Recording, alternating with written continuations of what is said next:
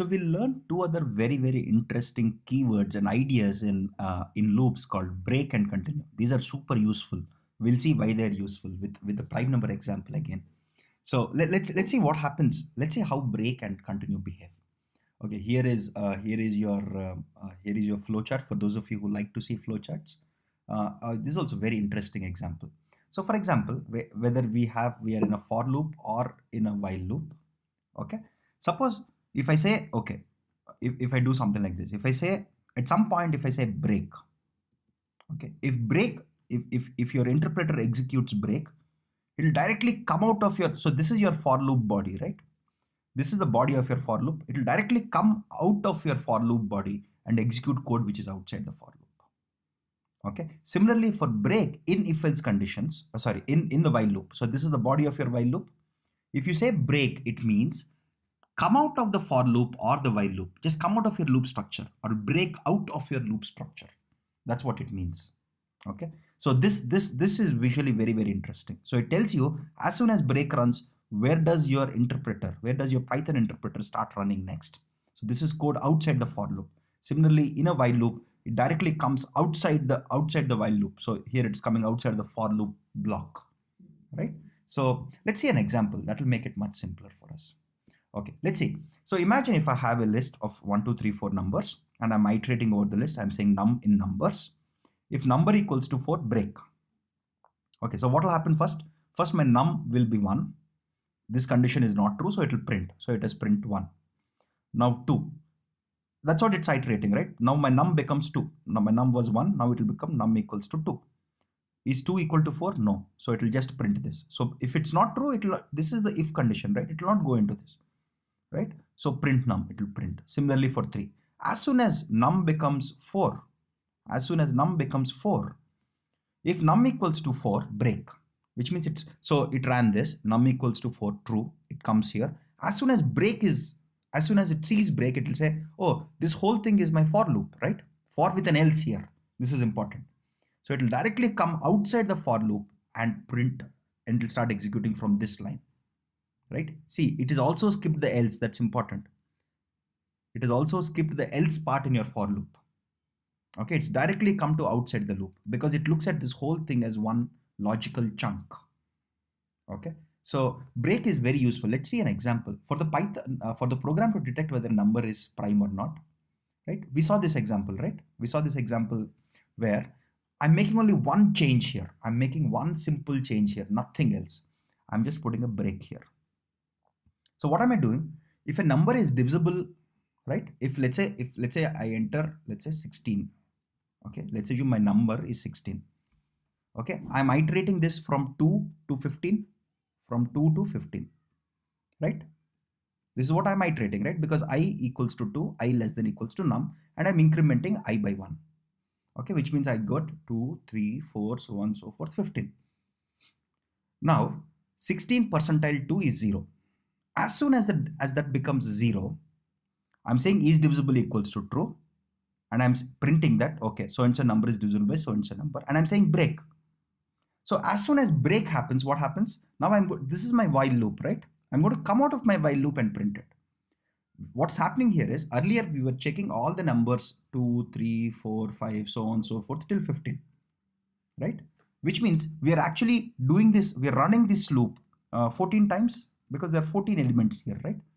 1, 2, 3, 4, so on, so forth, right? If you count number of elements here, there are 14 elements. 15 minus 2 plus 1, right? There are 14 elements here. But by using the break, as soon as I find any number which divides it, I'm saying come out because I know it's not a prime anymore, right? So by using break, instead of running this loop 14 times, okay, if your num equals to 16, that's what I'm assuming here. If your num equals to 16, okay, you're going to run this loop 14 times. Instead of doing that, as soon as I find some number which can exactly divide your num, come out of the loop and say it's not a prime number. This is much more efficient, right? Because instead of running it 14 times every time, as soon as I find a number, I'm going to come out of it. Okay, of course, I might find it at the start, or I might find it at the middle, or I might find it almost at the end. That doesn't matter. But break is making your code much more efficient, where it's saying, okay, don't run through this loop 14 times. Just run through it as long as you don't find a number which can exactly divide it, which means it's improving the number of times you run your loop. By the way, for a lot of programs in modern computing, a lot of time is actually spent in loops. So almost 80% of your code typically spends time in 20% of your code, which is mostly your for loop code. 80% of the time is spent here in loops like this, right? So if you can reduce the number of iterations by using break, you're making the time that it takes to run this program much lower, right? So let's just quickly run this so that there are no syntactical errors. Sorry. Okay, so here is the code. Let's run this. Okay, so if I enter 19, what's happening? It's saying it's a prime number. If I enter, let's say 16, what happens? Oh, it says it's not divisible by, it's divisible by 2. So it's just taking the first one. It's saying it's divisible by 2, and hence it's not a prime number. I don't care if 4, 8 other numbers also can divide. I don't really give a damn about it. Okay, because it's divisible by 2, I'm going to come out and say it's not a prime number. Okay, this is where break is extremely useful, where you want to come out of it for efficiency reasons. There is another type of construct or keyword called continue.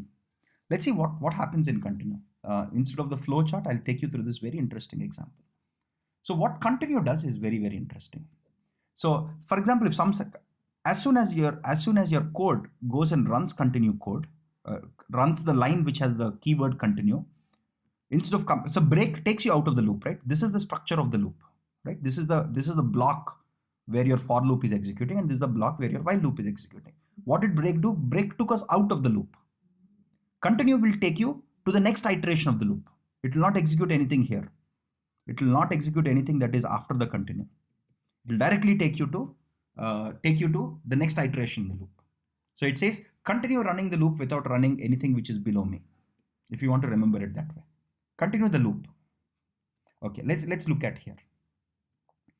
Okay, suppose if I want, this is actually a very, very simple example. If I want to print only odd numbers, okay, so I'll say for num in numbers, which means it will go through all of them. If number percentile 2 equals to 0, continue. So what happens with 1? 1 percentile 2 is 1, not equal to 0. So it will never come into this continue. It will print the number. It is print 1 here. Okay. Now next, see what happens for 2 when num equals to 2. When num equals to 2, 2 percentile 2 equals to 0. So it will say continue. As soon as it continues, it will go here. It will now take your num to 3, which means it has not printed this, right? So that's why in the output you don't see 2 here, right? You want to print only the odd numbers in the list, isn't it? So whenever this condition is satisfied, whenever it's an even number, continue. Don't run this line, because this whole block is your for loop, right? But what happens is after all the loops are over, it will still go and print the else loop. It'll go and execute the else block. So it went through 1, 3, 5, and it's running the else block. Remember, your break even comes out of the else part. We saw that earlier, right, in this example. So in this example, as soon as you said break, it didn't even print this line. It directly came and print this line. So break takes you outside even the else part. Continue, on the other hand, takes you up. Instead of taking you out of the loop, continue will take you back to this part. And it says, okay, don't run anything which is below me. Okay, just go up and keep doing it. And after everything is over, else will run as is, right? That's a simple example.